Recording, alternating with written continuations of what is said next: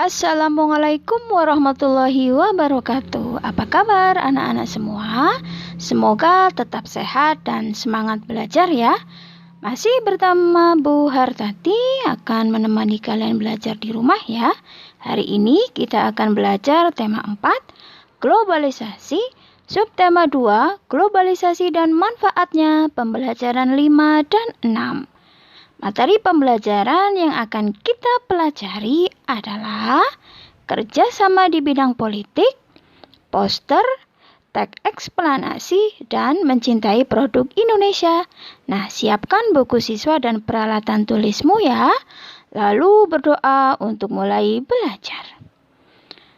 Nah, anak-anak, di era globalisasi membawa dampak positif dan negatif bagi suatu negara. Bagaimana negara Indonesia menyikapi dampak-dampak negatif yang ditimbulkan? Apakah ada kerjasama dengan negara lain dalam mengatasinya? Nah, untuk mengetahui jawabannya, coba kalian perhatikan teks eksplanasi berikut ini ya. Masyarakat ASEAN bebas narkoba. Era globalisasi memberi kemudahan masyarakat dalam hal komunikasi dan transportasi, seakan menjadikan dunia tanpa batas. Hal ini juga meningkatkan peredaran dan perdagangan narkoba di seluruh dunia termasuk di Indonesia. Meningkatnya kejahatan narkoba akan mengancam keselamatan, keamanan, dan kesejahteraan masyarakat. Indonesia bekerja sama dengan negara-negara ASEAN menyusun langkah-langkah dalam mencapai ASEAN Drug Free 2015. Semua negara saling menukar informasi dalam hal rehabilitasi, pencegahan, dan penegakan hukum tentang masalah narkoba. Nah, sekarang coba jawab pertanyaan berikut ya. Apa itu narkoba? Ya, betul sekali. Narkoba adalah narkotika dan obat-obatan atau bahan berbahaya. Mengapa peredaran narkoba semakin meluas? Karena dampak globalisasi akibat pesatnya perkembangan teknologi komunikasi dan transportasi. Apa dampak penggunaan narkoba bagi pengguna, keluarga, masyarakat, bangsa, dan negara? Ya, bagi pengguna, narkoba bisa mempengaruhi kesehatan fisik dan psikologis, menjadi pemalas, pemarah, serta mudah putus asa. Bagi keluarga pengguna bisa menyebabkan ketidakharmonisan, menimbulkan rasa tidak hormat terhadap keluarga, dan membuat malu seluruh anggota keluarga. Sedangkan dampak bagi masyarakat bisa meningkatkan tindak kriminal atau kejahatan, menimbulkan kemiskinan dan ketidaknyamanan lingkungan masyarakat. Lalu untuk negara apa? Bagi negara dampaknya adalah dapat membunuh generasi secara perlahan. Karakter generasi muda sebagai penerus bangsa. Lalu, mengapa negara-negara ASEAN merencanakan ASEAN Drug Free 2015? Ya, karena rasa keprihatinan terhadap masalah peredaran dan perdagangan narkoba yang semakin mengkhawatirkan. Lalu, apa saja peran Indonesia dalam mewujudkan ASEAN Drug Free 2015? Ya, sebagai pemrakarsa program ASEAN Drug Free 2015, sebagai tuan rumah dilaksanakannya Deklarasi Bali pada Komunitas ASEAN Bali Concord III dan ASEAN Security Blueprint pada 2015. Kemudian, apa yang kita lakukan untuk mencegah penggunaan narkoba? Ya, betul sekali. Jangan pernah mencoba-coba menggunakan narkoba. Kembangkan kemampuan diri dengan hal-hal yang positif, manfaatkan waktu dengan kegiatan yang berguna, dan katakan tidak pada narkoba.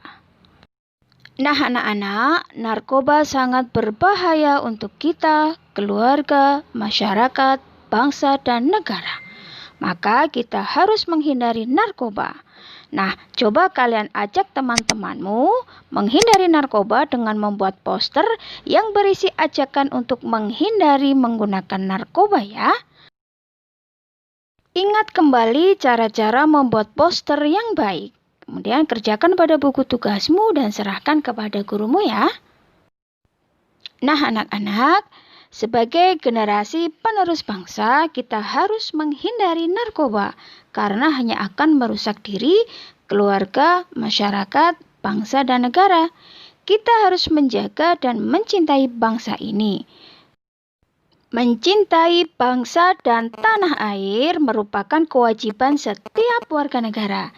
Banyak cara yang bisa kita lakukan untuk menunjukkan rasa cinta kepada tanah air. Salah satunya adalah bangga menggunakan produk dalam negeri.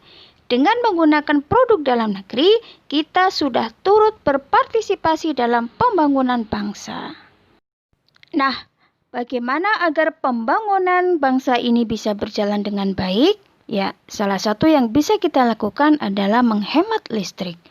Mengapa harus menghemat listrik? Nah, sekarang kita perhatikan teks eksplanasi berikut ya. Mengapa harus hemat listrik? Hampir semua kegiatan manusia di era globalisasi ini butuhkan energi listrik. Mulai dari kegiatan rumah tangga, perkantoran, pertokoan, pabrik, industri, bahkan aktivitas pribadi pun memerlukan tenaga listrik. Tanpa listrik, kita nggak bisa ngebayangin gimana jadinya hidup ini. Namun, di balik manfaatnya, energi listrik ternyata juga memiliki dampak negatif bagi kehidupan di bumi jika kita menggunakannya secara berlebihan. Dampak dari pemborosan energi sebenarnya sudah kita rasakan dengan meningkatnya suhu bumi atau yang biasa disebut sebagai pemanasan global.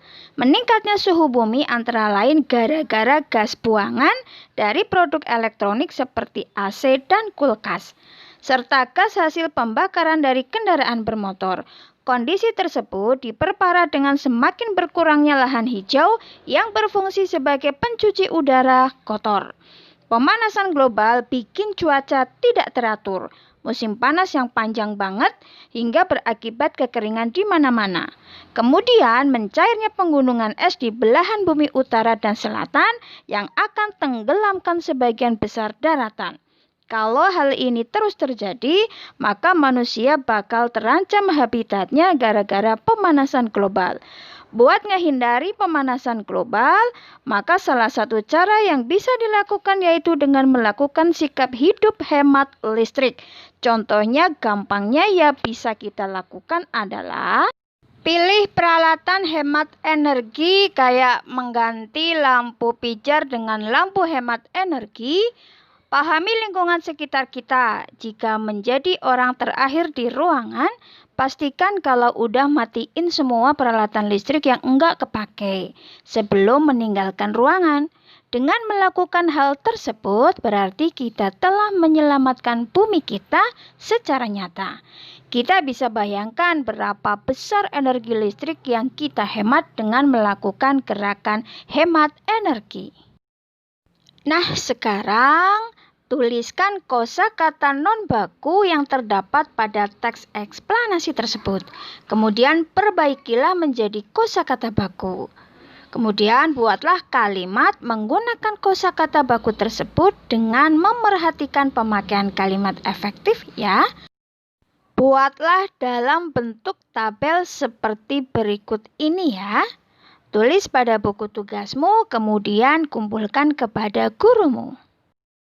Selanjutnya, cari informasi penting dari teks eksplanasi tadi.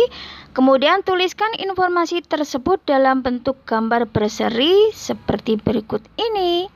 Kerjakan pada tugasmu, kemudian serahkan kepada gurumu ya. Kamu dapat menggunakan lembar kertas lain atau kamu bisa mencari gambar ilustrasi yang sesuai dengan isi informasi pada setiap halamannya. Nah anak-anak, demikianlah pembelajaran kita kali ini. Semoga bermanfaat ya. Bagi kalian yang belum subscribe dan like channel ini, silakan aktifkan dulu tombol subscribe dan loncengnya ya, agar kalian bisa mendapatkan video-video pembelajaran terbaru. Nah, sampai jumpa pada pembelajaran berikutnya. Assalamualaikum warahmatullahi wabarakatuh.